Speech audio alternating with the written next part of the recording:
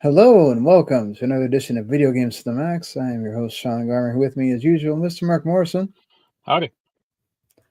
And well, we have quite a few things to talk about on this episode.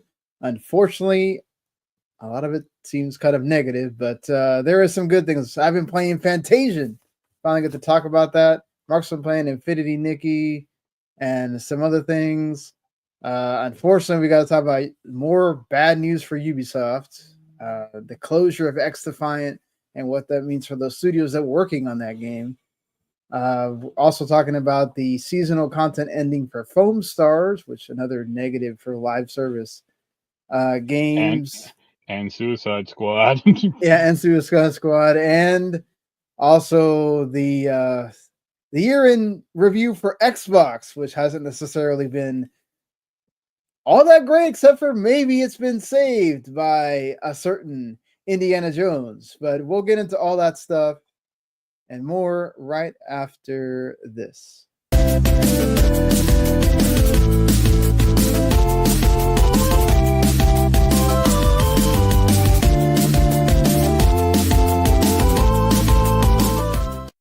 You are listening to Video Games to the Max. All right, so just quickly to get this stuff out of the way here, we usually do the show live around 7 o'clock. I had to delay it today, but we're live on Mondays, at least around this time. You can watch it live on YouTube, Facebook, and Twitch, W2 Network, or you can just watch later on demand on the YouTube channel. And you can also listen with your ears on podcasts. So if you just prefer to listen on podcasts, anywhere there are podcasts, pretty much Spotify, iHeartRadio, all that stuff, we are available there. Just search Video Games to the Max and you can find us. If you subscribe to the YouTube channel, we're not the only show on there. That's part of the W2 Network. You can go and find something if you love anime, especially you keep up with the newer stuff. The stuff that comes out every season, the Otaku Cafe quadruplet of folks there. They do a great job of keeping up with all the anime that comes out every season. They're doing that again, so they're getting close to doing the fall awards, and they'll be doing their end of the year awards, just like we will be doing, our best games of the year as well. And then, of course, you got the entertainment people, Rowlett Broadcasting, that whole crew. They do an awesome job. Every time there's a big movie, they're pretty much reviewing it that next week. And they also do other things. That's not just movies, TV shows, music, all that stuff. So lots to check out on the channel because you aren't just into games.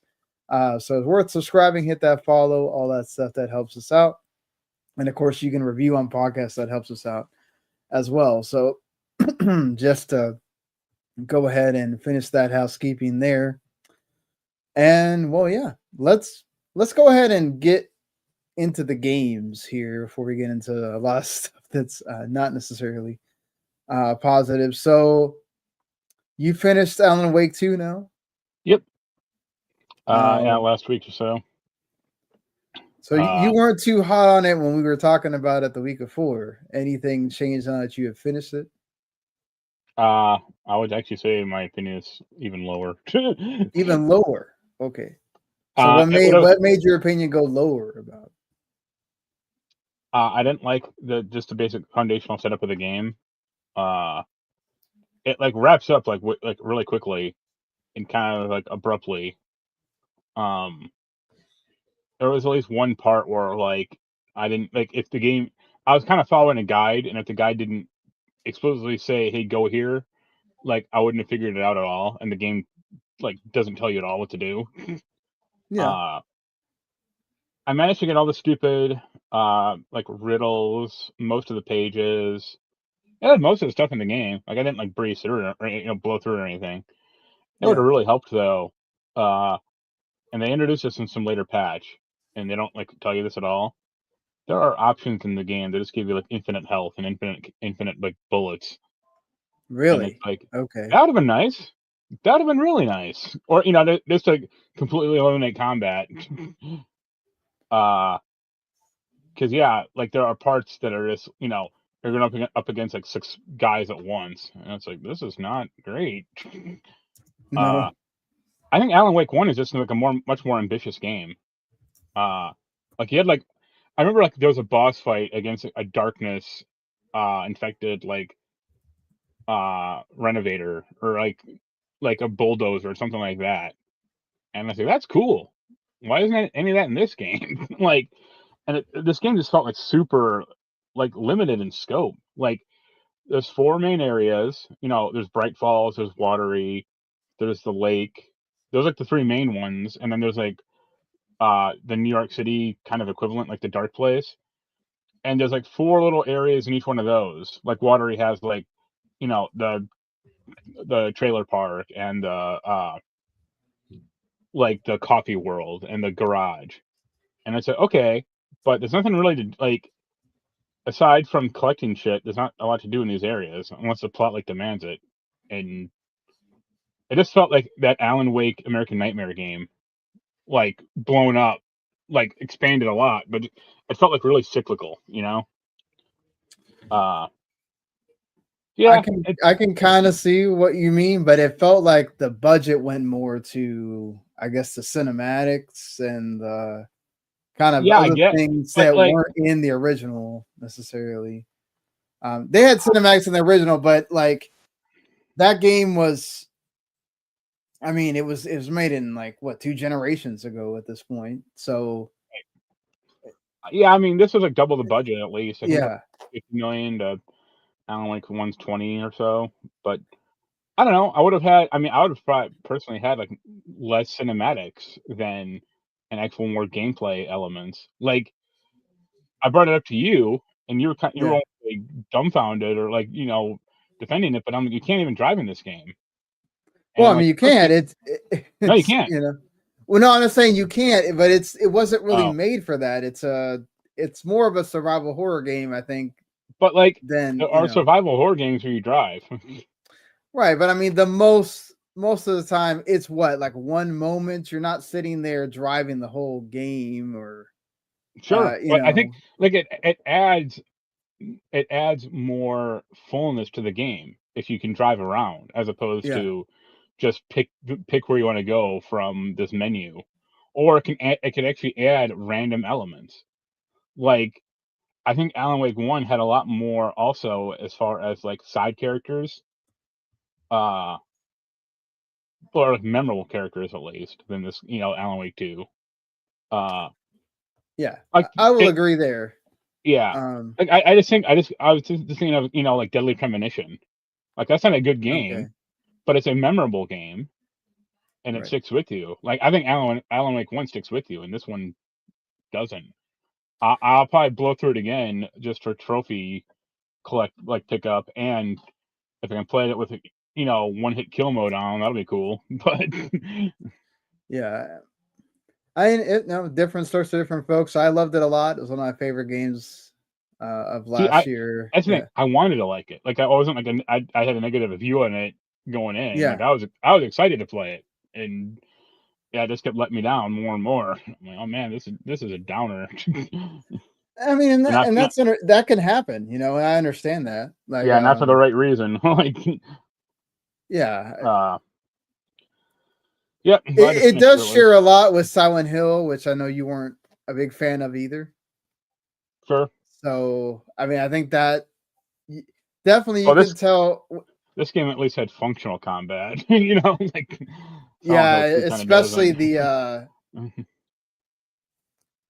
the combat with Alan Wake isn't that great, but yeah, I can understand that. I mean, remember Silent Hill was made even further. It was in this Right. even further from Alan Wake, but you could tell like some of Alan Wake's, especially Alan Wake 2, it has a lot of inspirations, right? It has inspirations from like Twin Peaks and Sure. um God, I can't think of the game the show um the True Detective, especially season 1. And then it also has influences from games, but Silent Hill is obviously no doubt Right. Bright Falls is modeled after Silent Hill, and you know the whole fog thing that comes in the beginning and all that stuff.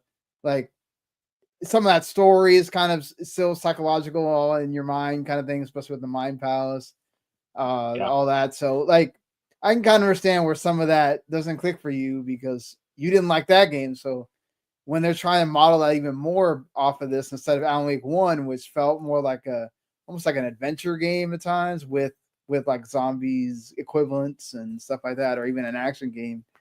There's also one part about the story, and I'm sure you didn't get to it because it's a pretty late game, and I know you said you didn't finish it. Yeah. But there's a real awkward / I would say almost bad like racial element to the game that just feels like incredibly out of place. Where Saga is yelling at Alan Wake. She's like, oh, basically like, oh, you and your whiteness will not tell my story. And I'm like, I rolled my eyes. I'm like, really? We're doing this? Like, yeah, I didn't see that. I didn't know that part existed there. Right. But yep, that's my Alan Wake 2 experience. Well, I'm sad to hear that you didn't wind up enjoying it, but it happens. Sometimes we get excited about a game and then it doesn't live up to those expectations. Yeah. Talking about a game, I didn't. When I brought up, I think Infinity Nikki last week, I was like, I didn't think Marc would be the one telling me that he played it. So what did you think of the game? Yeah, I'm still playing have you played? I played like, I don't know, 4 hours, maybe 3. It's a decent game. It's almost like a weird mashup of like Breath of the Wild and Mario Galaxy. Okay. Because it's a pretty big open world, and you do collect a lot of crap, like flowers and materials for building stuff. But there's no like vehicle building or any construction like that in like from Breath of the Wild, but you do collect a lot of like stars in the world. Like it's like, oh, I got to figure out a way to climb this tree. Like it's just like Mario Odyssey or something like that, But it's not like separated levels. It's just one big world. I'm not huge into the collectathon, making the character look pretty part of the game, which is kind of the bulk. Because that doesn't appeal to me really. Like she could be wearing a paper bag for all I care. And the game doesn't like the drive or the incentive of the game to like, oh, make a character look pretty. But it's like, okay, but you're not giving me a reason to do this outside of make her look pretty. Like if it was like make her look pretty and you get something, you get more experience or you get whatever, like that's a better reason than but it's kind of like a create a character thing that you do in other games, right? It's yeah, but also like there are like a lot of the outfits, well, I got 2 so far and they're required. Like one is like a beekeeping outfit and one is like a dog, like a pet cleaning outfit, and you can't modify those, I don't think. Yeah. So that's kind of the weird part. I don't know. I think it's fine. It's pretty. I mean, it's a nice, relaxing game. I'm kind of just going around picking up crap and exploring and collecting the whim stars. The one problem. How much do you get to use the cat? Fair amount actually. You don't control him, but he does pop up with like cat vision, so you can see this. Like he'll alert you, like, oh, there's a star in the area, and then he can like flip on his like vision mode and see where it is, and then mark it on the map. So it's kind of helpful.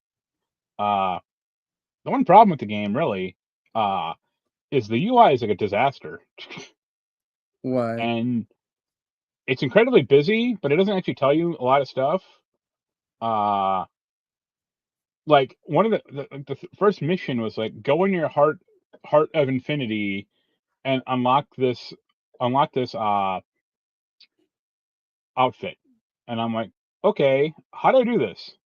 And now you get like this I think they call it a pair pad, which is like, it basically is the equivalent of the tablet from like Zelda, where it contains all the information that you're supposed to have. And I was clicking through options and I'm like, where is this thing?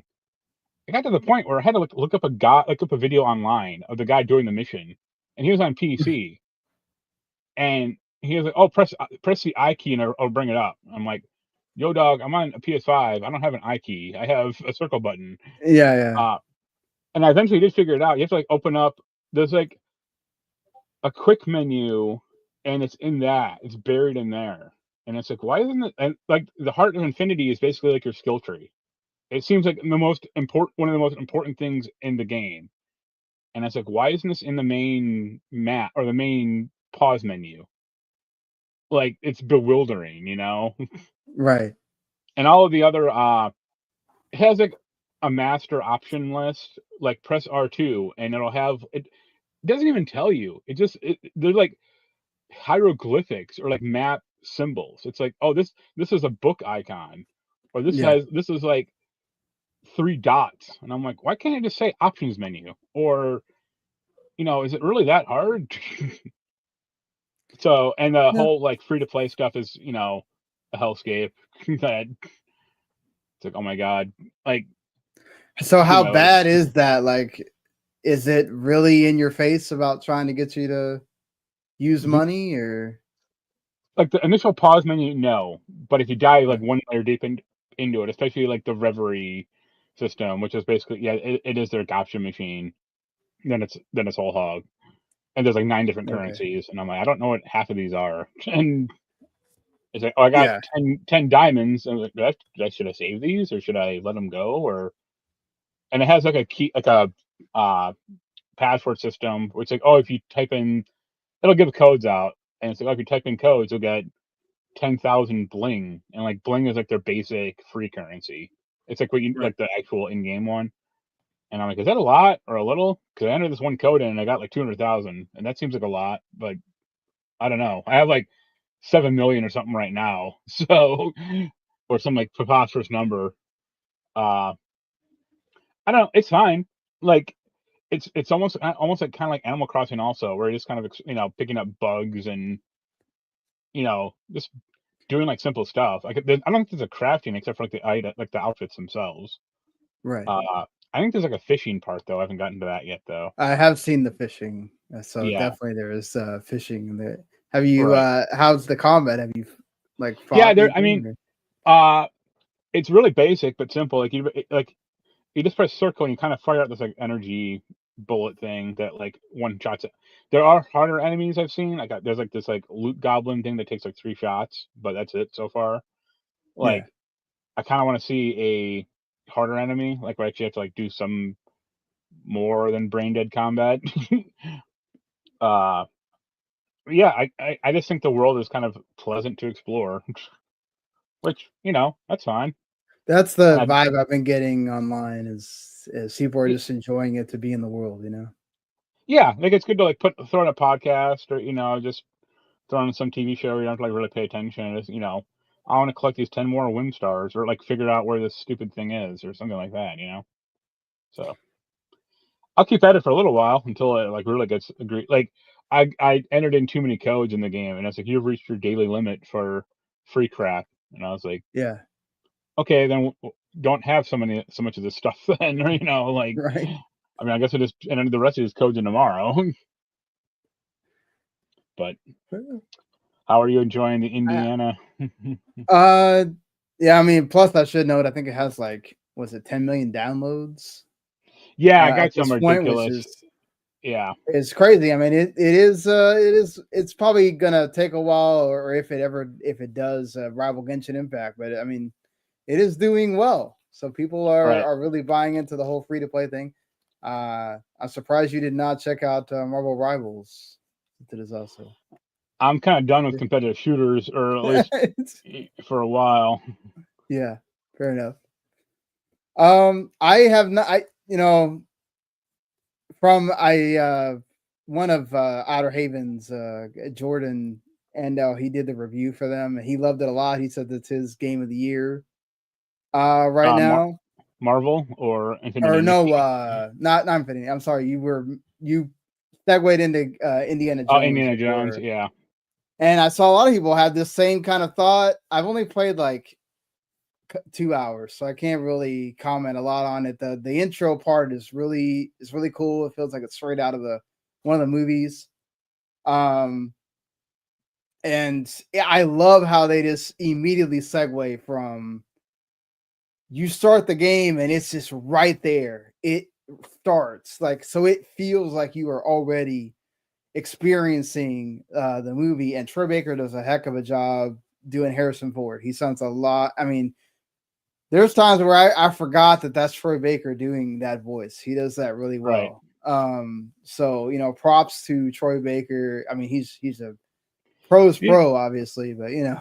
Did he say that old story that I think he mentioned, or maybe it was like the Bethesda boss going like, "Oh, we wanted to hire someone else for Indiana Jones, but everyone just wanted Troy Baker," and it's like, why do you say that it's a problem? I like, think it was Todd Howard. He said they almost didn't get Troy Baker. They didn't want Troy Baker to be Indiana Jones, and then he was so good that they couldn't.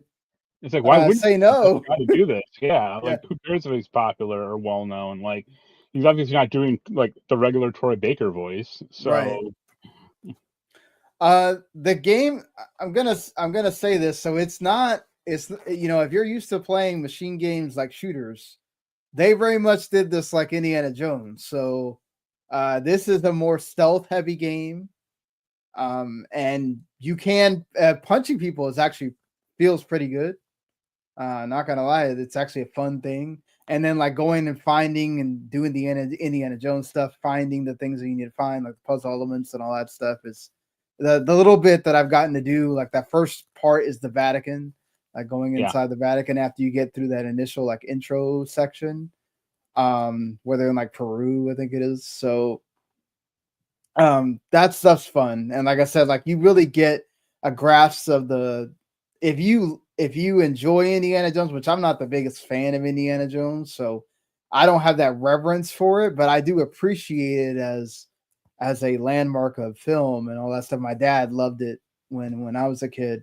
You know, so it's like, I think if you are an Indiana Jones fan, I think you're going to get a lot out of this. And I think also if you're not an Indiana Jones fan, I can see a lot of people deciding they want to watch the movies after they play this game. So it's getting crazy. You know, it's getting really good scores. It's got like a some 85 or something like that on Metacritic, OpenCritic, and it's getting high numbers. So it's probably definitely Xbox's biggest thing they've released in a while. So that's not saying much, but still, I think a lot of people are expecting Indiana Jones to be lower, and the fact that it's like one of the, you know, in that higher 80 tier is pretty incredible considering all the stuff that's gone through. So yeah, I talked to Adam about it for a second a few days ago, and he said it definitely feels like a movie. Yeah. And my response was, "Cool, can it be worse than those last two indie movies?"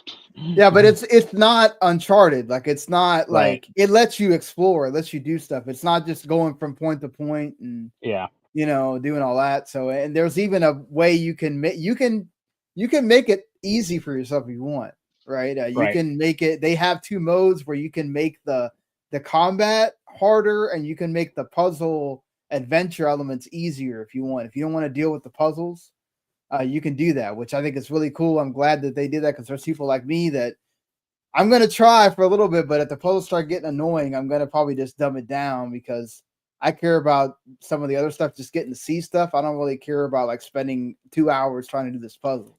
Yeah, I felt like that with Alan Wake some, where I just had a guide open because it's like, I don't care. Yeah. You know, like I just want to get through this. So I'm just, it's cool. I love machine games as a studio, so I'm happy for them, as you know, to see them get this win and it be good, because a lot of people were kind of like, oh man, like all the people, why are you gonna go to machine games, you know? And it's like, yeah, sometimes they mess up. Like I've heard the shooting in the game is not the best or whatever. But hey, you know what? Indiana Jones is not known for like going around just shooting people everywhere. So yeah, I guess they nailed that part. The shooting is bad on purpose. Anything else game wise you want to touch on or whatever before? Let's see. Oh yeah, I did play some Expeditions, a Mudrunner game.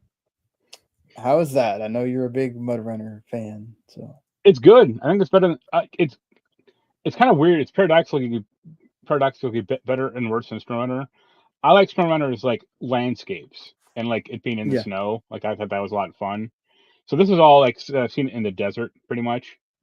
So that's the kind of the one. It's not like as visually interesting to me, but like I think the missions are a lot better. And like there are ways to fix your truck, or to like not screw yourself on like the first game or the second game really, where like if you get stuck, you can get out of it if you need to. Yeah. So that's nice.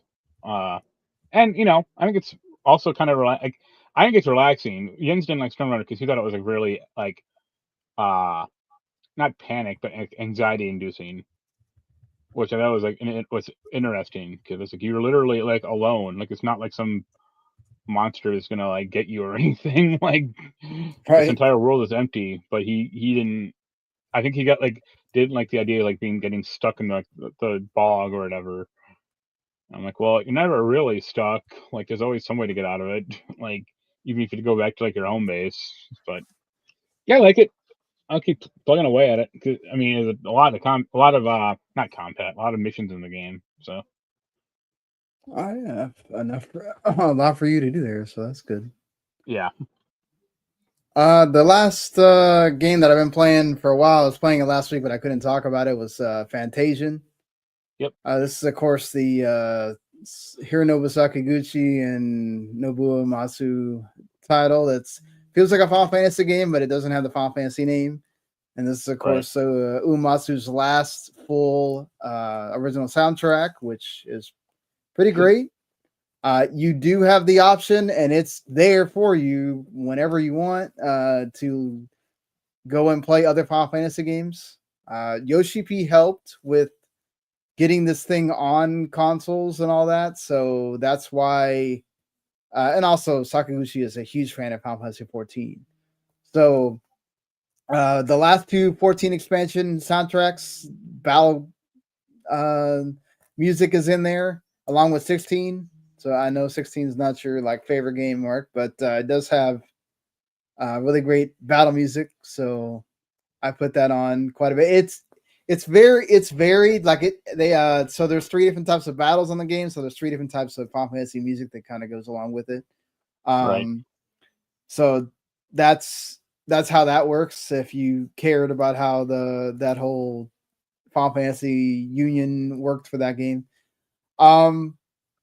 I love the art style in this game. I think that's the thing that I aside from the characters is I love like it was made with dioramas, like actual like handcrafted dioramas, and so it makes it feel like you're playing a PS1 game, but it's not a PS1 game. And you don't have to deal with now you do have some loading, and I wonder how it is on console because I was playing between my laptop, which isn't like, top of the line, and then a Chromebook. So, well, your laptop should be able to handle this game without. No, it runs fine. I don't have any problems with it. I'm saying, like, I'm wondering if the loading is any faster on stuff that's not the Switch, because it was pretty quick. But I imagine on the Switch there's still that loading that's going to happen. But like when you get into an actual area, like just going through and just having the diorama screens like switch like that, and you can really see how handcrafted all that is. It's so beautiful. It's very well done. And it like really stands out when you go through the different areas in the game, like when you go through the different cities and like it's a fully explorable like city. It's not you can go into every single home, you can go into every single little thing that's there. There's not a lot that's blocked off. I mean, it's not open world or whatever, and then there is a world map that you go on as well. So, and this game was done in 2 parts on mobile or whatever, but it's still, for being a mobile game, it's also pretty hefty. It's like you can finish it, I think, in 30 hours, but if you want to do everything, I wasn't say the side quests are kind of garbage. They're the typical fetch quests, go find this, whatever. They're not, but they're pretty quick to where it's like, okay, you can just do them. Right. But like the boss battles are fun in this game. The whole battle system is actually just it's turn-based. It's not anything revolutionary or whatever. What's actually cool about the game is they have this thing called the dimension system, which is like basically lets you like bank random battles. So, and you can get it to the point where you're just going through an area and you don't have to deal with just getting the random battles all the time. You can turn that off if you want that whole like old school experience. Like it's funny playing Dragon Quest 3 HD and then playing this, because there's some of that in there, right? Like it has that whole exploration element of you go through and there's a barrel and there'll be an item in there. Or there's little things that pop out and there's items, the whole Dragon Quest thing of like you want to explore everything. This game has that as well. So it makes you want to explore and go through every single little part. And some of these cities have sections to them and everything that you're going through. So yeah, like I just kind of got lost sometimes just trying to find things or looking for stuff and just really experiencing that. And some of the scenes in the game are really well done. Too, I enjoy the characters as well. It's kind of all prototypical stuff. Leo, the main character, has amnesia. So, we've all done that before in an RPG, right? But the way they have him explore the whole amnesia is a little bit different than say what you go through with other games. So I think if you're like missing that PS1 Final Fantasy, this is gonna take up that niche for you, right there. It's a really well done game. I'm probably gonna have the review done in hopefully tomorrow. Yeah, man, go play that game. I will say, if you get to part 2, be careful. Like, make sure you're actually like leveling up and doing some grinding, whatever, because it gets harder when you get to the part 2 section compared to part 1. So, right. But yeah, man, go get this game if you enjoy that old Final Fantasy Dragon Quest in the PS1 era-ish, because it's pretty great. That's gonna do it, I think, for us talking about the games that we're playing here. But I guess we got to get to it, Mark. Eventually, the bad news.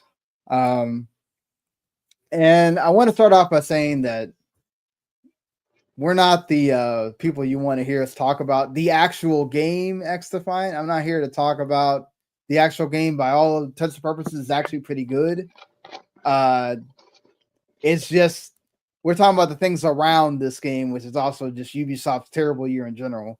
I mean, we really don't need to do a whole Ubisoft in review because I feel like we've done that on like 3 different podcasts now. It's like the building on fire.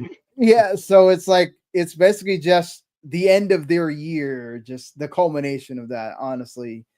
So if basically the day after we did the show, which tends to happen because we do the show on Mondays and a lot of news ends up dropping on Tuesdays, is Ubisoft themselves announced something that, credit to Tom Henderson and Insider Gaming, he has been kind of one of the sole people out there putting this out there that this game was going to get shut down.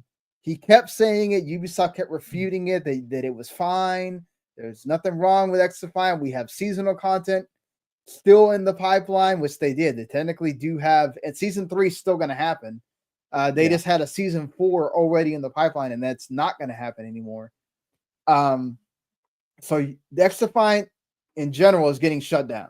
It's going to stay around till June 2025, which I feel like is just Ubisoft kind of keeping it around to see if it, like, them announcing that it's going to get shut down gives it some life, which sometimes does happen, especially because Ubisoft, because they took down the you can't even get it anymore. Well, you can't. Nobody new can get into the game, right? Nobody. That's the other thing. I mean, you can't even sign up. So yeah, if you haven't been playing the game, you can't get into the game at all. But I guess for the people that are playing it, I guess they want to see if somebody tries to come back. People try to come back knowing that it's going to end or whatever. It's interesting because they do mention their other successes, right? For Honor and Rainbow Six Siege, which games from 10 years ago. Here's our success. They're still existing technically. I mean, that's the whole point, is that they want them to continue to exist. Right. But this game didn't. They said that it didn't have enough players for them to continue to justify making content for it. People weren't making enough purchases, which obviously that's the 2 death knells of a live service game. You're not buying anything. Don't got enough people playing, then the game's not going to last very much longer. You need those 2 things, right, in order for it to continue. Officially, it's June 3rd, 2025 is when this ends.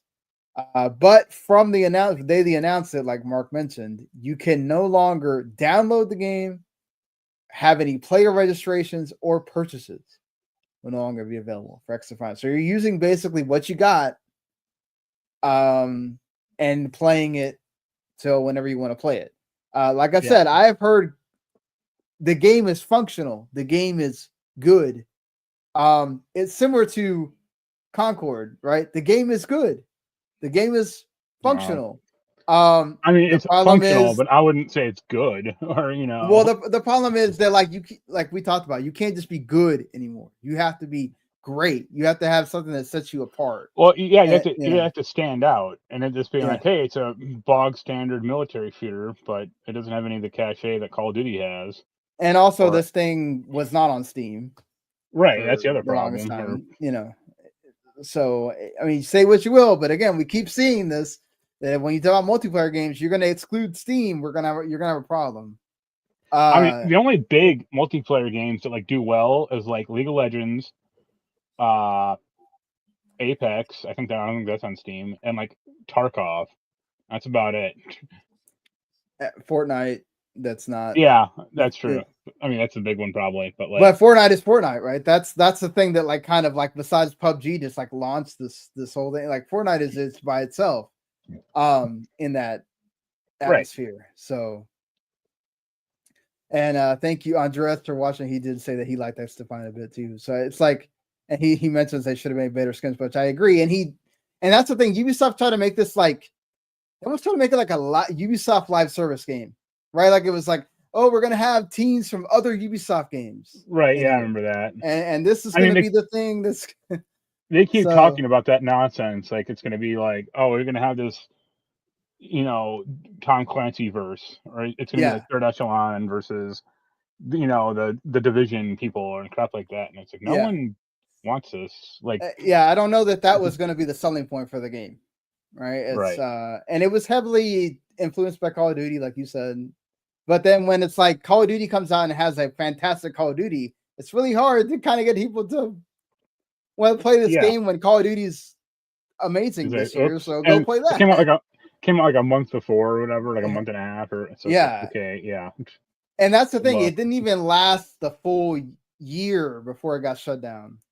Right. So it's gonna be available, but it's essentially shut down. It's just there for the people that are playing it now, which sucks. And then what sucks even more, obviously, is what happens when these things happen is that the studios that are involved with making the game, they are going to suffer layoffs, unfortunately. Yeah. So San Francisco, Osaka production studios are actually going to start closing, and then the Sydney production site is going to ramp down.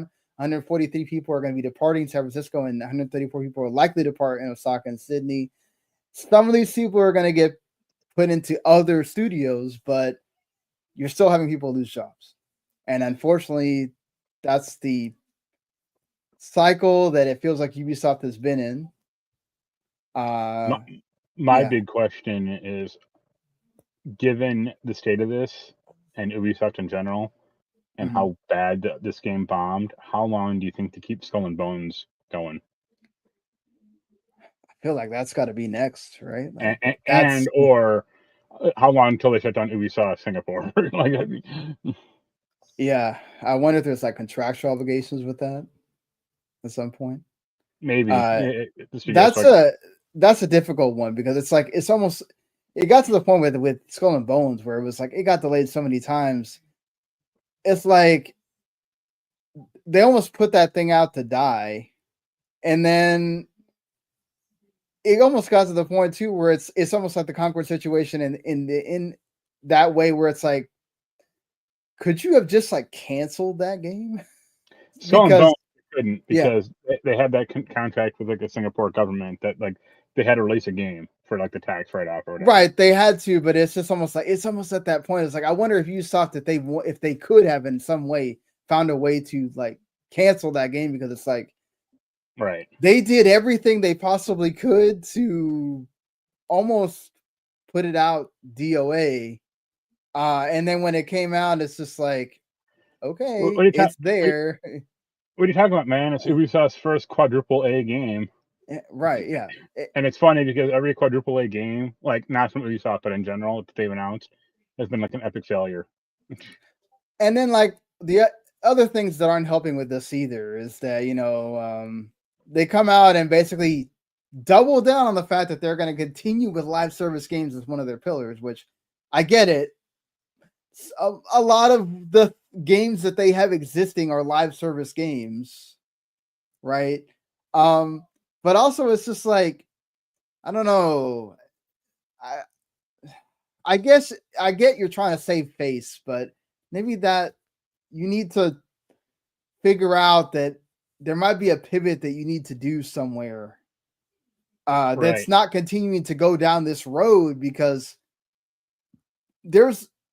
I get it, the shooter space is full and we've seen this over and over again, but there's a lot of these live service spaces that are getting full, and it's like there's only so many games that can be in these spaces at all, and you've got to really be able to do something that kind of what helps with Rainbow Six is like they were kind of that one, and then everybody kind of fed off of them, so they're one of the originals, so they can be around. For Honor was around in that time as well. The Crew, Right. there's not that many like racing live service games around, and also it's like I wonder how well the Crew is actually doing, because they're having that whole thing where they're having to make offline modes for the game because people are complaining, but how many people are really complaining about that? Enough. I mean, the Crew won. They have that lawsuit over the Crew won, so right. they probably don't want to deal with that, and it's easier to just make But the other stuff. issue that they have is that obviously this inflates the talk about that we talked about before, is are they going to have to go private? Is Tencent going to have to get involved? And Tencent is kind of not officially, but they've kind of like through the channels have now put out kind of saying something with like, yeah, we'll help you, but we have to have a bigger controlling stake in the company, right? And in making decisions. And that kind of makes sense at that point. Like, unfortunately for the Guillemot family, you might have to give up something here. Well, why would you trust the Guillemot family anymore? Like, over the past 10 years, they've ruined the company. Yeah. At some point, Ubisoft was valued at like 12 billion. Now they're at 1 billion. And it's like, if you're an investment firm, you go, what happened to 11 billion? And who's sorry. I was gonna say, it's not like they changed owners, or it's not like there's some big leadership change. It's like, they did have leadership change because they had all that mismanagement and the stuff with the sexual harassment and assault allegations. Some people left, but not all of them. I mean, but it was a lot of turmoil, man, and they had people going on. Remember, they had the people going on strike. They had people complaining about pay and all of this stuff. They've had problems all throughout these years. Then you have Michelle Ancel talking junk about this, essentially, also saying that basically it's Ubisoft's fault that Wild didn't. It's technically part of it's Sony, and then most of it is Ubisoft's mismanagement that led to Wild basically not happening. And then partially he blames himself, even though, again, this is somebody that has a big ego, so we don't really know how much he's like not talking about himself. But he mentions big egos mismanagement also with Beyond Good and Evil 2, which Ubisoft swears up and down that it's still in development, which, to be fair, well, I guess they have to, or they always will, because it's too big of a joke at this point. Well, also, but I'm just saying that, like, number one, they have to because they just connected an extra like story beat to it in the 20th anniversary of Beyond Good and Evil 1. So it's like you're still leading people along that this game is going to happen. And he does say that, like, eventually, once Ubisoft kind of figured it out, they seem to be on a good path with it. But it's like at some point, this game probably got restarted, and they're not telling you that part. And this is now the longest official game that's been in development ever. Also, which is not a good look on Ubisoft either. So, Yeah, I saw something. I think it was Jeff Grossman talking about this last week about like the Splinter Cell remake, how people just want that. And it's like at this point, do you trust Ubisoft to make that game? And it's like no. But the No. people running Ubisoft, the people that are still there, hell no, because they would Yeah, fuck I it mean, all up. and Andres mentions Assassin's Creed Shadows, Right. and That's a they banger. delayed that game, which was Right. supposed to be their big fall game. Right. And I still got my it's pre-order. well, yeah, you're a huge Assassin's Creed fan. I imagine you're going to play that regardless of how Janky it bad is or how bad that game is. But it's still one of those things where it's like, I don't, especially again, this is where like they didn't necessarily do themselves any favors because of a game that's been, we've talked about this, so I don't want to like retread too much, but having Ghost of Yotei now be in the same year as Assassin's Creed Shadows, and that game has already been announced, so people know that it is there. Right. I want to see how much are people going to like put that off and go, oh, if I'm going to get excited for one Japanese era game, I'm going to get excited for Ghost of Yotei, and I'm going to not kind of be that interested in this. Yeah, Shadows should have come out like 5 years ago or 6 years ago, and people were really demanding, and before Ghost of Tsushima. But I think it's just a bad, because can you imagine if Shadows doesn't get anywhere near whatever their sales expectations are for this game? Right. Like they have nowhere else to turn. Like they don't have another break glass game and go, oh, hey, we're making this game now. It's like, yeah, you have 20 Assassin's Creed games in development, but I'm making up a number, but I think there's like at least like 10 or somewhere in that number, and that doesn't even include the mobile game, and it's been delayed and whatever. So like they're living off of the live service games that are still existing, and then whatever they can possibly pull out of the hat with Assassin's Creed and hope that one of these connects. But the thing is that like you're already getting fatigue with Assassin's Creed, right? So they hit that like 4 years ago, or they kept pumping them out, and then like Far Cry is already at that point where it's like wherever we are with Far Cry 7, people really don't want that, or so it's like Ubisoft can't help themselves at this. I don't know. I feel really bad for the people working at Ubisoft that have to deal with this turmoil and all this stuff, because it's a bunch of mismanagement. But it's like the prospect of Tencent buying them doesn't really, other than the fact that okay, these people get to continue to have jobs, it doesn't really enthuse me, and I think it shouldn't really enthuse any other fans of not just Ubisoft but of like gaming in general, because I mean the last game that we just saw from them, which I didn't talk about last week, was them totally ripping off Horizon. Right, that's pretty funny. Or whatever, so it's like, yes, they own studios that do great things. I'm not saying that Tencent doesn't, but I'm just saying that the prospect of them owning Tencent, and what are they going to do with that? They're just going to turn it into like a how do we make money machine, even worse than what Ubisoft's trying to do. I don't know that it's going to go backwards to what those. I mean, the fact that there's being a Rayman game being worked on, okay, I think that's great, but I mean, are we having ridiculous sales expectations for Rayman too? Because I don't think that's going to sell crazy numbers, but platformers, if Astrobot proved anything, maybe it would. But I mean, is there anything that can save Ubisoft at this point? Or are we just waiting for the eventual? I mean, getting that family out of there would help. Like that's what would really save it.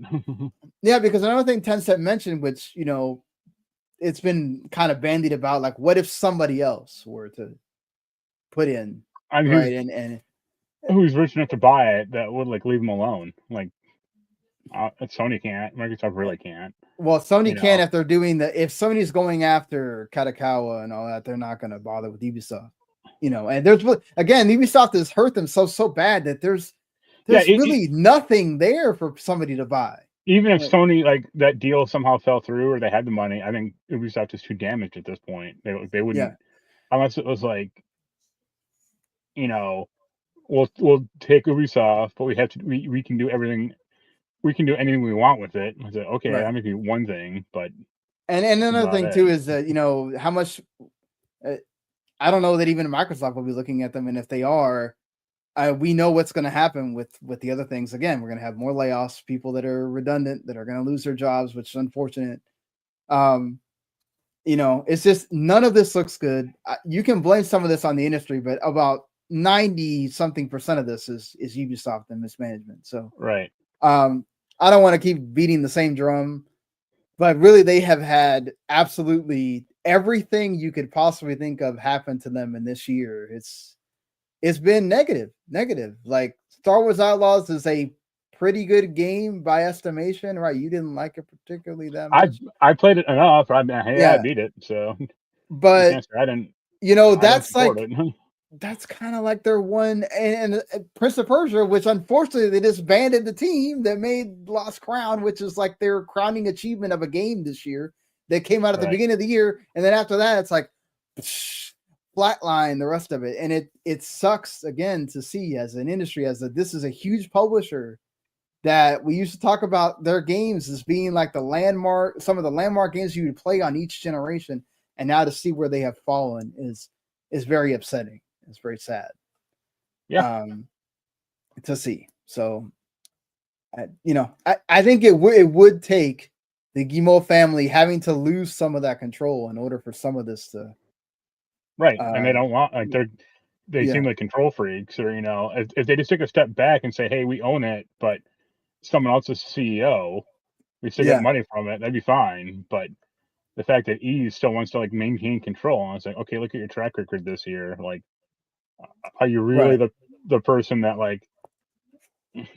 thinks that you're doing great? And in a way, I don't blame Tencent.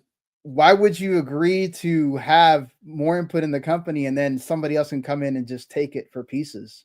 It's like if they're not going to have a controlling stake, I'm not going to do anything either.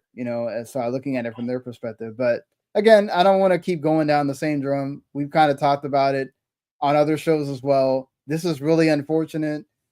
But we're just kind of waiting to see what else unravels with Ubisoft. Unfortunately, at this point, it's sad, but it is what it is. Yeah. The other kind of and I feel like we brought him up a ton. Shawn Layden, because he's super knowledgeable about the industry and he always kind of has something good to talk about when we're talking about the industry itself. This time he has another interview from Eurogamer where he brings up a few good points. One of them being how much it costs to make a game, which isn't the first time we've heard any that we've talked about him talking about that, honestly. A few times now. But he talks about PS1 gen, PS2 gen, and then how much is ballooned all the way to PS4 gen when it costs 150 million before marketing. Now we're talking about PS5 games costing 300 million to 400 million without marketing, with marketing, which is crazy. He brings up an equivalent to cathedrals. He says it's like we're at the end of the 18th century. We're realizing that building cathedrals is really expensive. Can we continue to build these massive edifices to God for this incredible amount of labor and time, or should we just build 4 walls and a roof and that's a church, right? I'm afraid we built AAA gaming into a kind of a cathedral business, and it just can't grow any further. In fact, it's probably grown too far already. And he then goes to talk about how essentially games are too long. And he talks about the game length of a game used to be one of its main selling points. Used to talk, I remember that back in even PS4 gen, 100-hour game. That's awesome. Now it's like, holy crap, 100-hour game. Oh, but wait, there's 5 other 100-hour games coming out at the same time. How can we possibly have all the time to play this? And then he's like, what if we go back to the time when it's 18 to 23 hours? Because now the base average of gamers is getting older. We're talking about the average age of the people that are playing console games is a lot older than people that are playing the mobile games and the Fortnites and all that stuff, right? So our age in your 30s or well into your 30s, into your 40s. I'm 38 now.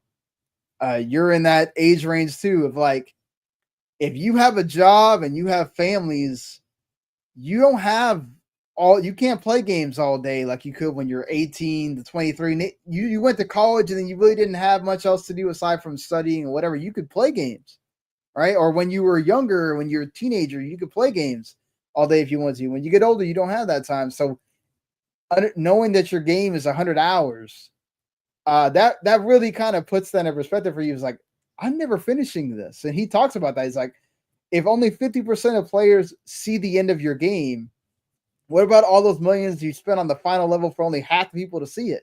There's so much money being put in making huge game experiences people are not seeing. What would Coppola do if you walked out halfway through his movie? What do you think that is an issue for games? Like, we're having so many games that how many people don't finish games? Well, but here's the problem: let's take your favorite game of the year, Final Fantasy VII Rebirth. Like, imagine if they chopped out 20 hours, you wouldn't have felt like you got a full experience. Then it just like eliminated like the third region, the annoying region in that game. You'd have been like, hey, what the F? Like,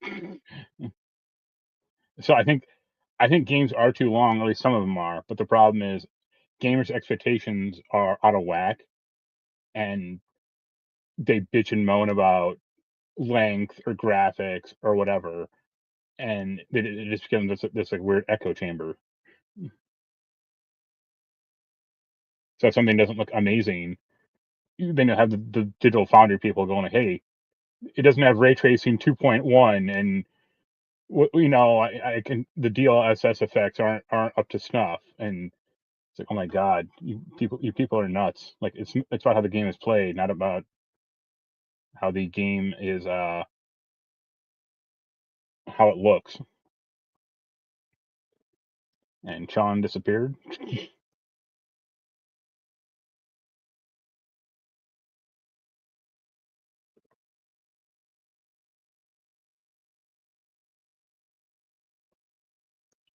Apparently his PC froze, so that's cool.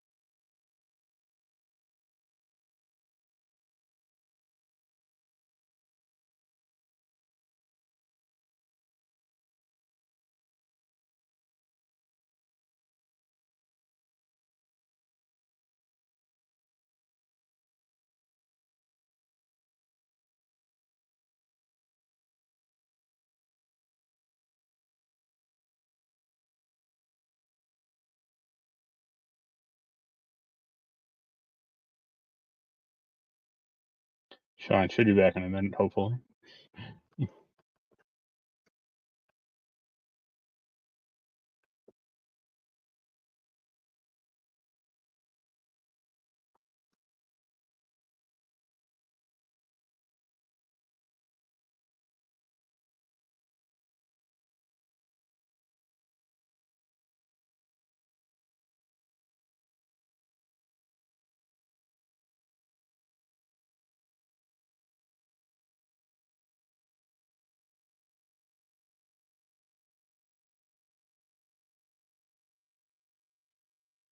Oh, sorry, people. I lost my computer just froze on me. All Welcome right. back. It hasn't happened in a long time. I don't know what it just decided. I guess it overloaded or whatever. But all right. So anyway, the point. I don't know if you said anything to my question. Yeah, what I said is like I think games are too long, but like if you look at like your favorite game of the year, like Final Fantasy 7 Rebirth, if they cut out like one of the 5 parts of that game, like you probably wouldn't have felt like you got your money's worth, or it wouldn't have been like a complete experience. And I think a lot of gamers are really bitchy and entitled about this type of stuff nowadays, and especially about graphics. You know, the digital foundry people like going like, "Oh, it doesn't have ray tracing 2.1 or DLSS whatever," and it's like, "Yo, dog, like that's not the important part. Like, I don't need the game to look like the best ever as long as it doesn't look like complete ass. I'm happy enough." But people are like way too entitled about this stuff now, so that's what's really dragging us down. Yeah, I think that's the issue. That's part of it, right? Is that push for photorealism endlessly. Eventually, Right. there's going to get to a cap to it where I don't know how much we're gonna have to figure out something with prices or Yeah. whatever it is, but you're also kind of like, as has been talked about by Shawn Layden and others, is as we keep seeing with consoles, is you're tapping into the same people, you're just charging them more. So are you really getting new gamers, or are those gamers just doing other things, right? Like, you got to think about in the time when we were kids, we didn't have phones.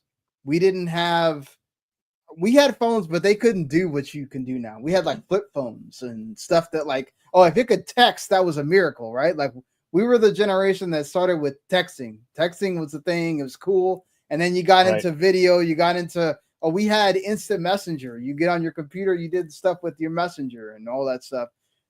You could go on the internet, and there was a limited things you could do on the internet. YouTube wasn't until later, much later into, our lifetime. So we had that generation of video games was kind of like the thing that you could do that wasn't just watch TV or go hang out with your friends or whatever. And especially if you didn't have like a friend group around you, video games was your entertainment, really. Right. And you didn't, and even in TV, it was like, oh, well, that's the reason why you play video games, because you can only watch whatever the heck was on,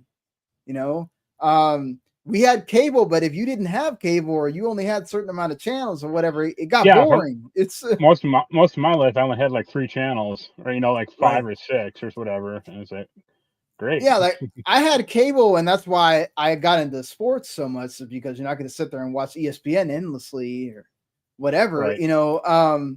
But it's like that was your one source of entertainment, that it's like, oh, I can turn this game on and I can play it whenever I want to. And if I get another game, I could do the same thing. And it's like, now it's like, dude, I do this myself. I catch myself all the time.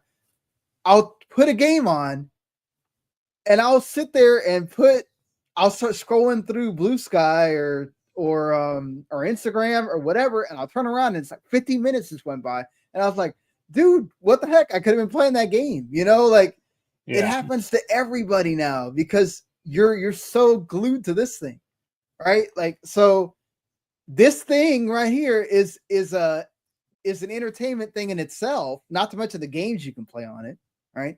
So it's like, that's another source that we're not even talking about. Like, there is, Phil Spencer always talks about there's like 2 billion players, or it's like, no, there's not really. It's just, there's more people that are available to you because you can get them on the mobile, or you can get them on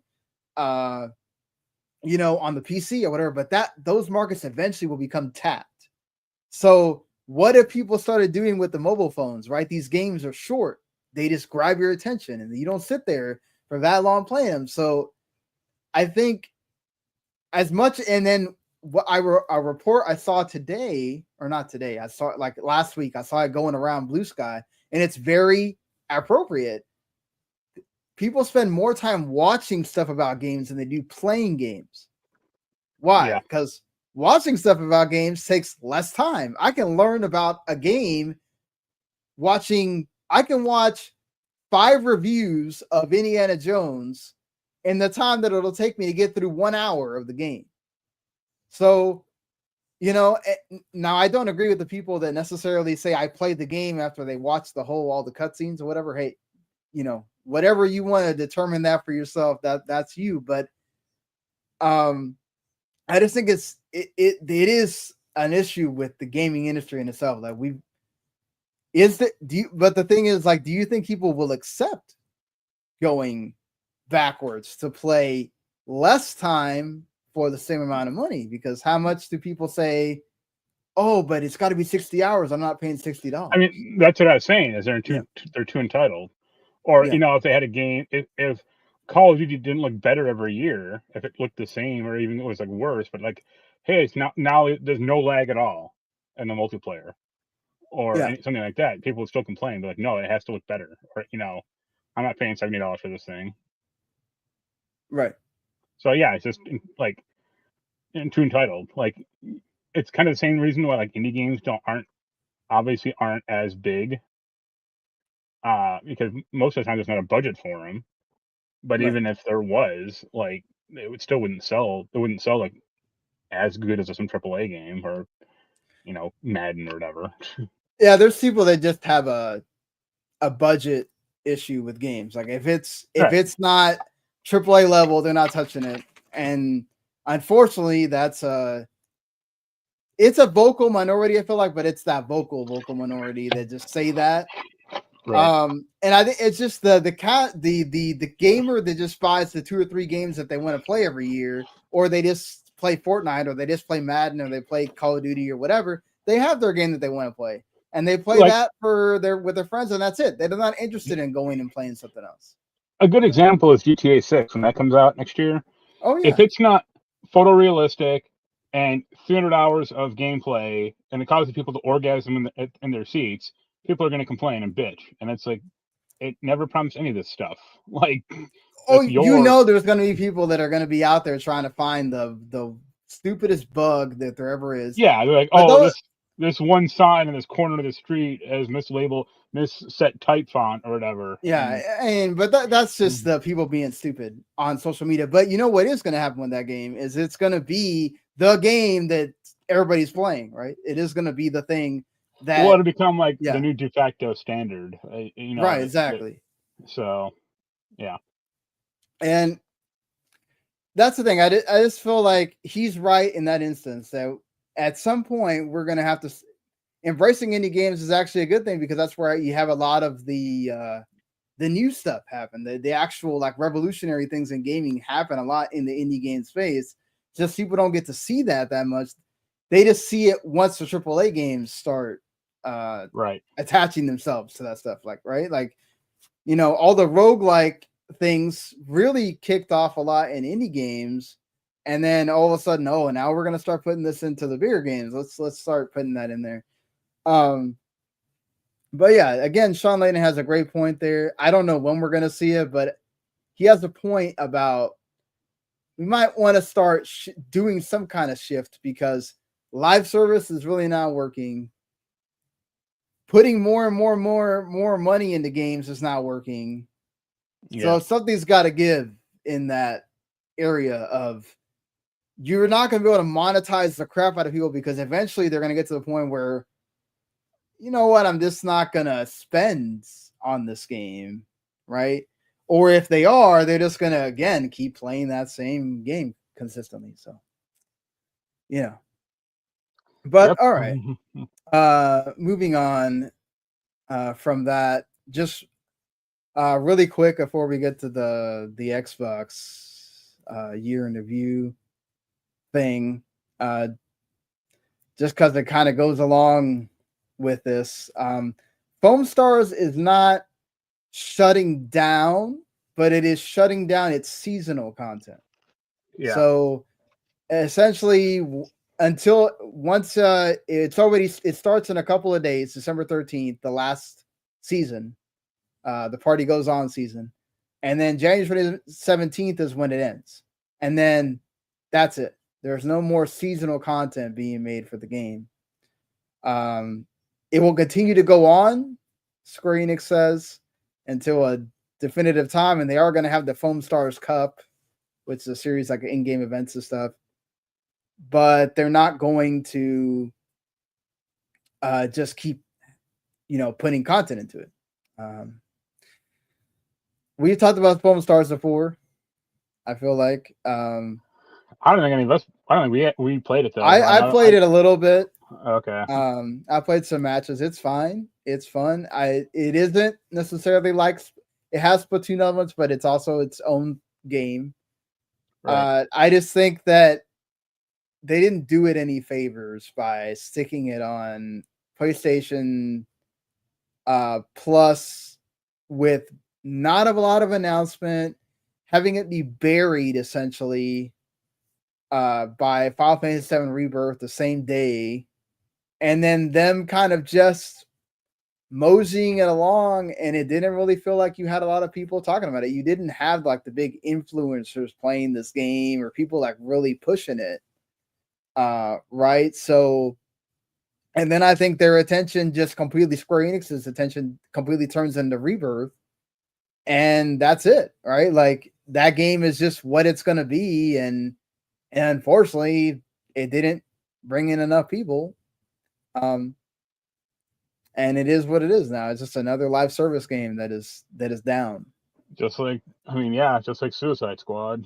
Yeah, just like Suicide Squad. So yeah, I think they announced today like the season 4 is like their last season, and online will still be running, but you got to wonder how long that's going to last. Like, yeah, that's another one. I just feel bad for the Rocksteady devs too, that they had to spend their time making that game. That so do I, but like they should have pushed back more. Well, I mean, there's only so much you can push back. Those are the people that paying your bills. You got to do what they. But then it's like, okay, if that's the case, I would have struck it on my own, like a lot of those old Rocksteady people did. Like, yeah. Okay, so are you really gonna trust them? Like, I know there have been rumors that they're gonna make a new Batman game. Are you really gonna trust them? Like, I wouldn't. No, it definitely hurts their. It hurts their cachet now. It definitely won't have the same ring to it when you tell me Rocksteady's working on a new Batman game. Okay, I'm gonna be kind of excited or whatever, but I'll wait for reviews. But like, yeah, I wouldn't trust it. Or I'm not gonna throw down $200 in their remote controlled Batmobile pre-order collector's edition or whatever nonsense they're gonna have. Yeah, definitely not. Or they're gonna go, we have 30 more Batman skins for you to buy. It's like, no, thank you. Yeah. It sucks. It sucks to see all this stuff happen to all these studios. Warner Brothers is another one of those, just like Ubisoft, where they've tried to monetize everything so much that they have just, except for Hogwarts Legacy, which is the one game that they really can't monetize to hell like that, is the one game that's like the shining light, right? The rest of them, they've just butchered themselves, or they're like just milking it out until diluted the experience too much. I mean, we talked about that last week with Mortal Kombat. Like, exactly, they ruined it, and it's like people aren't excited for it anymore. And a year from now, they announce Mortal Kombat 12 or whatever number they're on. They're like, okay, sure. But then going like, oh, we have a whole new crypt system and a whole new live service tower system. They're like, no, fuck off, please. Like, yeah, I just want to have online multiplayer and your type of story, and that be it. I don't need to be in some multiverses, pardon the pun,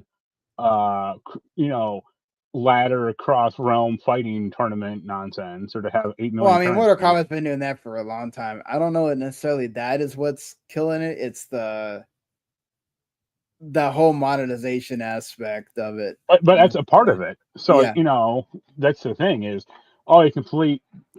That's kind of what killed that last Injustice 2 game, and that Injustice 2.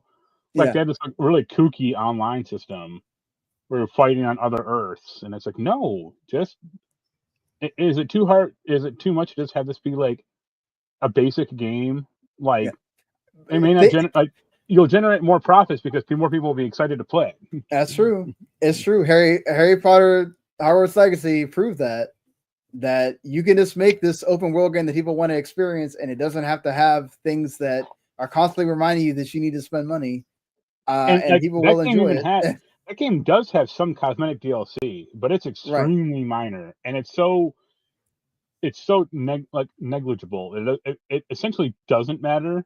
Yeah, but it still does have it, and for the people who are like diehard fans, I'm sure they bought it. But like for the regular people, they were just happy to have like a good Harry Potter game, or a Hogwarts game. Yeah, I mean, I don't necessarily always like Sega's tactics or Alice's tactics, the way they do, cosmetics or I whatever. I kind of do, because it's all optional. Well, no, I agree that it's all optional. I'm saying like the way they kind of like, oh, here, let's go get, and it's like right there on day one and all that kind of stuff. But like, at least, like you said, it's optional. It's not something that they shove in your face constantly and go, oh, yeah, there's not like this. a big button on the menu, on the metaphor menu going like, hey, download the Persona 5 costumes for $10. Yeah, like, it's in there. If you want to get into like the store page, it's all in there. but like, you don't need that at all to play the game. You don't need it to. Yeah, and they don't force you to constantly look at it, Right. But let's get away from some bad news. Most of it's bad week, really. Hey, the original NES Tetris is going to be on Switch Online. Mark, I know you're a big Tetris fan. Yeah, but I don't think I ever played that one. Like this. But see, now you can play it, right? Like you could technically buy a month of Switch Online if you want to and play this version. Why would I want to? Like I could already play Game Boy Tetris. That's the one true version. Fair enough. But still, it's cool that this exists and that. And here's the thing: this thing should be in that Tetris collection thing. Yeah, I'm surprised they didn't put that in the Tetris collection. Like this is Nintendo owns it. Yeah, of course.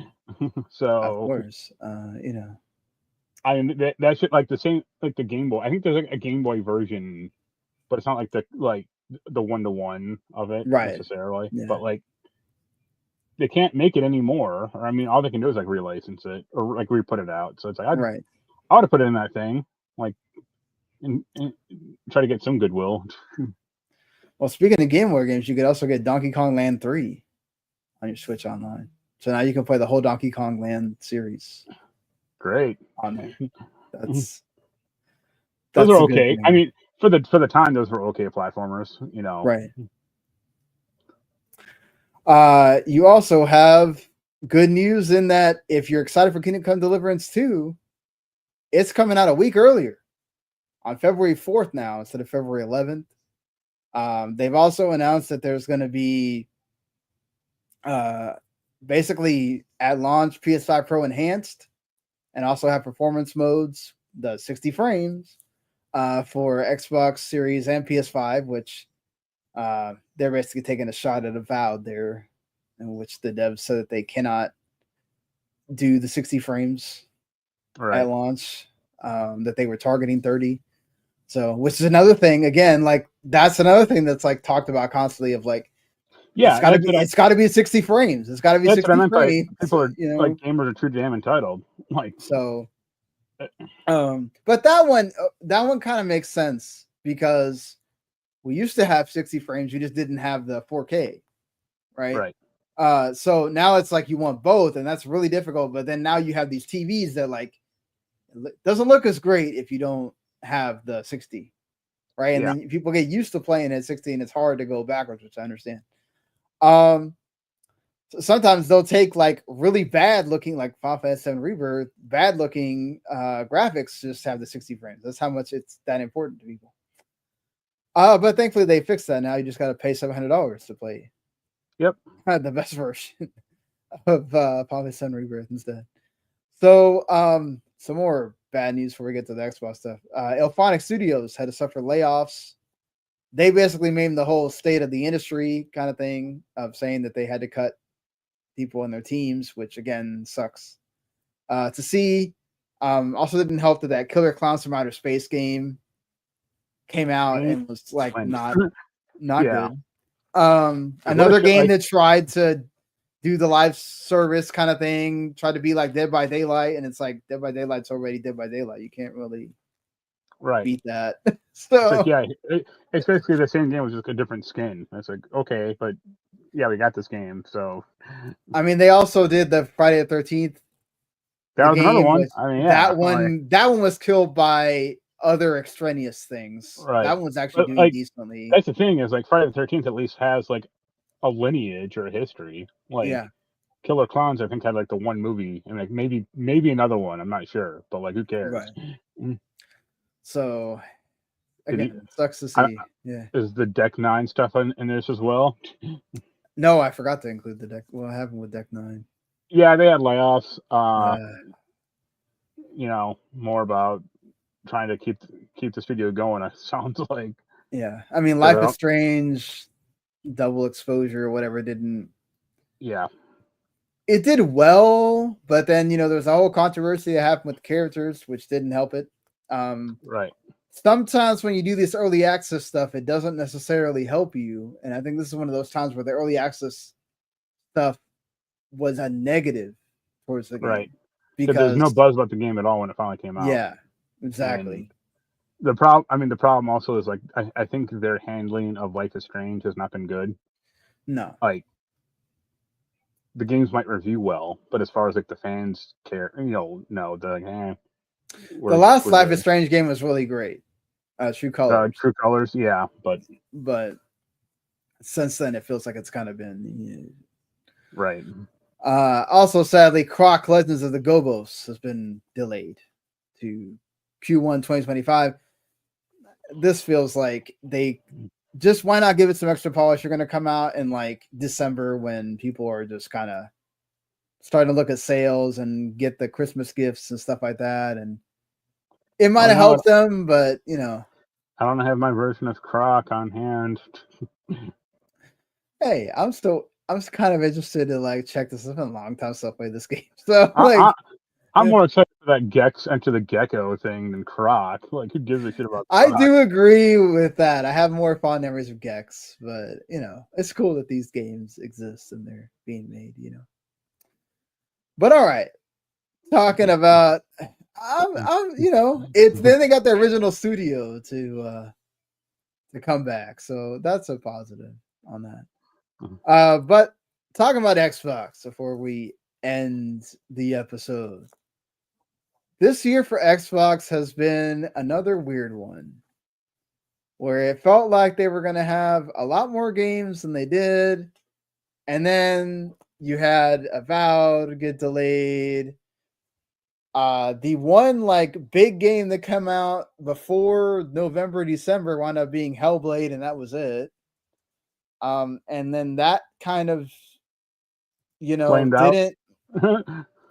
didn't do the best, I think, that people wanted it to. It wasn't the, oh my God, let's play this game. It wasn't the indie darling that the first game was. It's kind of just okay. It was good, but also kind of maybe went backwards in a way. Right. I loved the first game. This game didn't hook me like that. Maybe because I've already experienced a lot of. I've heard the combat is like dramatically worse. The combat, yeah, they tried to make it more like cinematic, but also have a little bit of Soulsy stuff to it. And I don't know, it just didn't work for me. Like, I still think like the sound stuff is amazing. The graphics are awesome. Some of the story didn't hit the same also, but I thought it was still good. Just, I don't know. It didn't hit for me the same. And I think that was just kind of similar for a lot of people. I mean, it helped that it was on Game Pass and not having to buy that. And they did lower the price. And credit to them for keeping it the same kind of like hours and stuff. They didn't try to overinflate it at all. But just, I don't know. It sucks that it didn't deliver what they wanted it to. Then you kind of like, they were really propped up by other games that are technically are part of the sale, right? With Activision Blizzard, which, Diablo 4 and its seasonal content, and Overwatch 2 kind of continuing along, and Call of Duty obviously doing amazing and being awesome. That has helped them a ton. It has helped improve Game Pass. It has helped them improve all of that. From what could have been a very sour year has turned into a much more positive year kind of towards the end. Then you have Flight Simulator 2024, which that's got its fans. It's fine. It's good.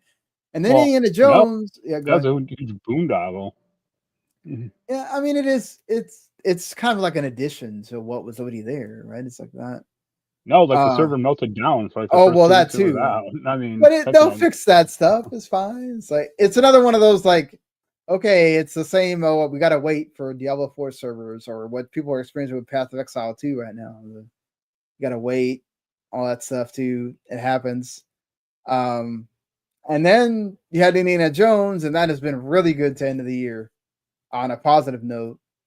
But you had the stuff in the middle, which I think it's more of the perception thing with Xbox again. Of you basically told everybody that you're exploring third party to now we're just good with anything going over there. right? Which basically essentially, and then you solidified that with the "This is an Xbox" campaign, where I'm glad y'all finally embraced who you are, kind of thing. But it's still difficult for people that only own your console to understand and embrace this because they don't necessarily care about the people that are going to play on PC and mobile and cloud and whatever, right? They only care about what's coming to their console that makes their console special. And I can kind of understand that if you picked Xbox at the beginning of the generation and that's the only thing that you have, or you feel like you wasted your time with Xbox because, yeah, Game Pass is cool, but honestly, since they bought Activision Blizzard King, that stuff's been diminishing because they've been trying to invert the money into other things, right? Building the mobile store, all that stuff. It feels like another year of like, okay, this is cool, but what's coming after that? Well, yeah, like Right? that's kind of their mantra for the last 2 Like cycles. next year looks really good. Like you got Avowed, you got South of Midnight, Fable, Well, Fable's a kind of the question mark still, but they said 2025, so you got to give them the credit for that until they, announce a delay or whatever. until they delay it until What else is going to come out for them? So I feel like it's one of those again, like not a lot of great press until we had Indiana Jones, and then a lot of the stuff in between about the actual console has been kind of middling, and like mixed communication between Phil Spencer and Sarah Bond and what's happening. Oh, there's a handheld being made, but it's years away, so just kind of keep waiting. And it's like it's a lot of keep waiting, right? right. I don't know. Maybe they're gonna surprise us at the Game Awards with the next Xbox announcement. I don't know. Here we are talking about that. It's like, yeah, I like Sony was able to turn what's supposed to be a down year for them into like really mostly positive, except for some things. Whereas Xbox had another year where it's like, okay, some positive things, but it's like a lot of this stuff needs to bear fruit still, and it's like this has been the same for how many years now? Right. So at least like Nintendo has the excuse of like we're just waiting for them to announce the Switch 2. Like I don't know what Xbox is. Yeah, like you can understand why like Nintendo's output is slowed, but like right. Xbox should still be in the middle of their cycle, and it seems like, well, we may get Gears by 2 years from now, and the next Halo, whenever. But Yeah. Think about like the 360. Like they had 3 different mainline Halo, or not mainline, but 3 different full size Halo games. Halo 3, ODST, and Reach. And Right. this But was that all was in one. also Bungie like trying to get rid of the Yeah, but like they were trying to hey, get out of there at that it point. lit a fire under their ass, and they got it Yeah. done. And they were all. I don't like ODST, but it's still a good game. And Yeah. 3 and Reach are still good, like great games. And I have Infinite like last year or whenever that came out. Like I shrugged shoulders basically. Yeah. And I mean, it was most well received. It was well received, but then the multiplayer kind of like killed the kind of enthusiasm for it. Then they didn't have Forge come out with it, which that was a bad. even like Yeah. the single player people didn't like that much. Well, people liked it, but then it kind of left you on a cliffhanger thinking there's going to be more, and then there wasn't, and then it's like, Right. okay, like why? And then they announced the whole thing of like now there's a Halo Studios, right? And Right. The same people still running it though. So and like, but then you have like the big rumor going around that it's like Forza is going to be the next Forza Horizon 5 is going to be the next game that's going to go over to PlayStation, and it's like this is one of your pillar franchise. It's not the pillar franchise. It's not the sexy franchise. It's right. But it's one of the ones that hold you together, right? Here's the thing. It says a lot that like Forza, and I like Forza, don't get me wrong, but Forza is one of their pillar franchises when it should be Halo, Gears, and something else unique and cool as opposed to Forza, which is a great car driving game. But arguably that's the thing that Sony doesn't have right now because Gran Turismo is in a hole. So yeah, why not get I mean, that it still there? does well, right? And they had that my first Gran Turismo thing, right. the free version come out last week. So but it doesn't excite people like Gran Turismo excites like the car enthusiast crowd. right. Forza excites the general public. Yeah, Forza Horizon excites general public. I don't know about Forza Motorsport. Yeah, that last Motorsport kind of came and went, but yeah, I mean that's the thing. I do love that again. Microsoft has a lot of different, and Xbox in general has a lot of different kinds of games that come out, and I think that that's cool. It's just hopefully you have more what seems like with Indiana Jones hits, right, and less what it feels like you've had that rest of the year. So, again, now we have to include Activision Blizzard stuff in there. So I think next year, now that it's like it feels like more of that stuff's going to be combined and all that, they're fully behind on the whole we got to deal with the FTC kind of thing. We've started to see more of the games coming to Game Pass, right? Like the Crash games are good, the Spiral games are there. So I think we're gonna have more of that. I think we're gonna finally get more Call of Duties on there and stuff like that. So yeah, it's gonna be an interesting time for that. I looked it up because I think I mentioned I was doing that column. I'm gonna do it next week about like the top 8 games I wish I had reviewed this year. Yeah, and WoW is my number one. The War Within, that latest expansion, and I opened it up with like, I've been reviewing WoW since 2012. Like, yeah. Wow. You fuckers didn't send me a goddamn code for this one. What's wrong with you people? Yeah. Well, that's a different different conversation. But hey, now it's owned by Microsoft, so that might be the reason why. Well, bigger company, they got different standards. So, that's Xbox this year in review. What do you think about how Xbox did this year? Let us know in the comments. I guess we're gonna end it how we always do, with the what is coming out this week. If you are, maybe Indiana Jones is not for you. Path of Exile 2 is not your thing. You do have Monument Valley 3 coming, which is, it's funny, is like one of the pillars of mobile gaming is coming out, and it's gonna be like on Netflix. And like I feel like nobody's covering it, which is weird.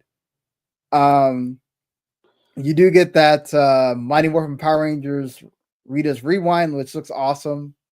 I'm excited for this. I read a review that said some mixed thing, let's say. That's always. I'm still gonna be excited. It's Power Rangers. Yeah. Legacy of Kain Soul Reaver 1 and 2 remaster. That's another one people are. I'm moderately excited for that. That should be good. Hopefully. Hopefully, we'll agree there, and that's kind of it for like. Gonna be honest, for like the known sort of things. You got the Fairy Tale 2 game as well. And yeah, I mean, this is like that month where people are just, we're getting into like, we're about to have the Game Awards next week. So maybe we'll have a bunch of announcements. I don't know. Like, so we're resting up. Yeah, Game Awards are going to happen on Thursday. I might, maybe I'll hit you up about, if it doesn't end at like 1 a.m, right? We can do like something short on just the Game Awards themselves. Yeah. Talk about the announcements, and then we'll do our regular show on Monday. So until then, everybody, thank you for watching, listening.